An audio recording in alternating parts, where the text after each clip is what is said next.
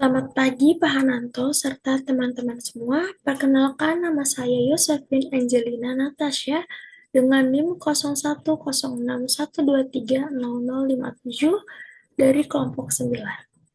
Jadi saya berasal dari kelompok 9 dengan bertema AI dalam musik, apakah itu sebagai ancaman bagi kreativitas atau alat inovatif?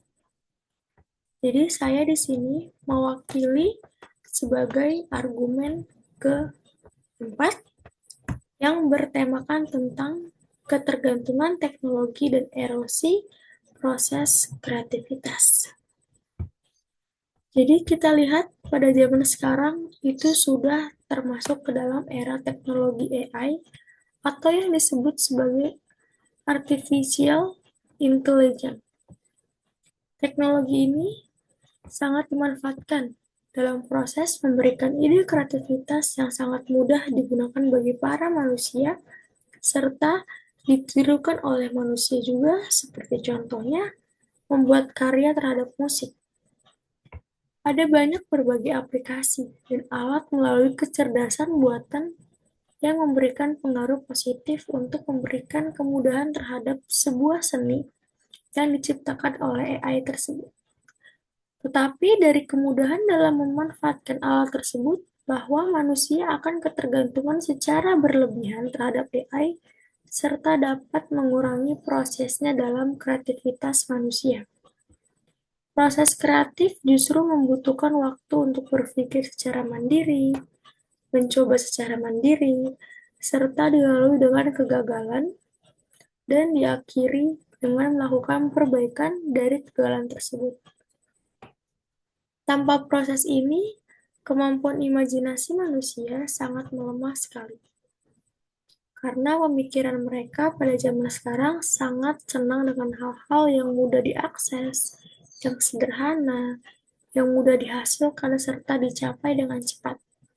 Contohnya banyak seniman sekarang seperti musisi yang sudah banyak menggunakan filter AI secara otomatis tanpa melakukan pemikiran-pemikiran yang konseptual, prosesnya secara manual, maka mengakibatkan karya yang telah dibuat menjadi lebih cepat selesai, tapi kehilangan dari keunikan artistik serta kesenian dari karya musik tersebut karena tidak berasal dari pemikiran kreativitas sendiri. Lalu teknologi AI juga mempermudah dalam memproses produksi secara kesenian karya dalam mengkomposisi lagu. Tapi hal tersebut menjadi sebuah kendala dalam berpikirnya kreatif manusia, karena sudah banyak sekarang seseorang, musisi maupun pemuda, yang menggunakan filter atau efek yang sudah diciptakan dari AI tersebut. Daripada mereka menciptakan harmoni atau melodi secara original, dengan adanya AI dalam musik akan mengurangi potensi dalam komersialisasi yang berlebihan secara dengan mudahnya mereka memproduksi musik yang dihasilkan tetapi tanpa melihat kualitas atau pesan yang kuat atau yang sesuai dengan karya tersebut serta yang mengandung pesan-pesan moral. Lalu sehingga menghasilkannya juga rusak ekosistem musik dan menurunnya juga nilai artistik atau kesenian dalam karya secara keseluruhan. Tetapi menurut Margaret Woden di tahun 2024, kreativitas manusia itu bisa dibagi menjadi 3 jenis, yaitu dilihat secara kombinatural, eksploratory, dan transformasional. Dari ketiga ini, manusia juga bisa mampu menciptakan hal-hal yang baru dari mengubah cara dan konsep yang lama dengan pemikiran yang transformasional.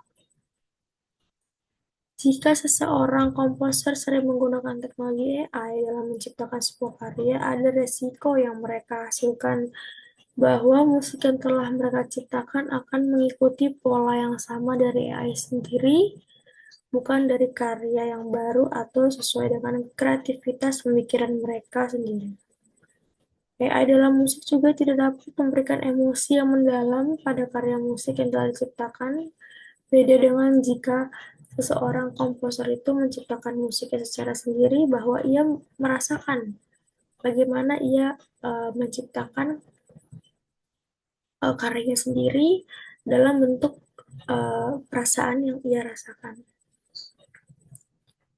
AI dalam musik juga tidak dapat memberikan emosi yang mendalam, karena emosi itu berasal dari perasaan ekspresi yang sedang dirasakan oleh seseorangnya langsung.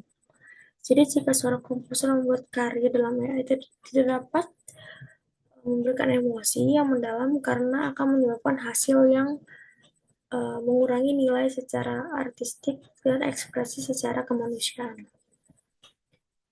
AI memang sangat mudah dalam kita melakukan proses menciptakan sebuah karya musik, tapi jika selalu ketergantungan terhadap AI, maka akan menurunnya pemikiran kreativitas juga dari manusia sendiri. Maka lebih baik AI itu digunakan sebagai alat bantu untuk mencari ide atau referensi, tetapi bukan untuk sebagai pengganti proses pemikiran kreativitas manusia. Oke, lalu saya juga mewakili sebagai kesimpulan dari argumen-argumen teman-teman saya yang telah dibuat. Kesimpulannya adalah AI itu sebagai alat dalam penggunaan membuat karya musik memang sangat mudah, seperti mempercepat proses penciptaan dan membantu memberikan hasil yang mudah bagi orang yang belum pernah berpengalaman dalam membuat karya musik. Namun jika penggunaan AI secara berlebihan, maka hal tersebut menjadi ancaman bagi para kreativitas manusia yang ingin berkarya juga dalam musik. Musik dalam AI sangat kurang dalam aspek emosional,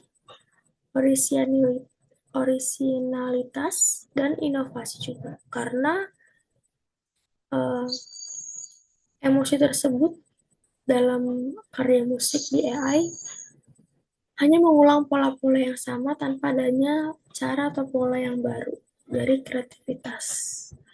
Selain itu, muncullah juga tentang etika seperti hak cipta serta kepemikiran dalam sebuah karya musik. Adanya proses dalam berkarya musik melibatkan adanya perasaan serta imajinasi. Dan itu berasal dari manusianya sendiri. Ketika manusia sangat bergantung pada AI, kemampuan berpikir kreativitas manusia akan menjadi lemah serta menurun. Oleh karena itu, sebaiknya pengguna AI lebih baik digunakan sebagai alat bantu untuk mencari ide atau referensi lainnya, tapi bukan untuk sebagai pengganti pemikiran kreativitas manusia, agar kesenian dan artistik terhadap musik tetap ada, original, serta memiliki makna yang baik dan benar. Oke, sekian terima kasih penjelasan saya tentang argumen 4 serta kesimpulan dari berbagai argumen teman-teman saya. Sekian, terima kasih.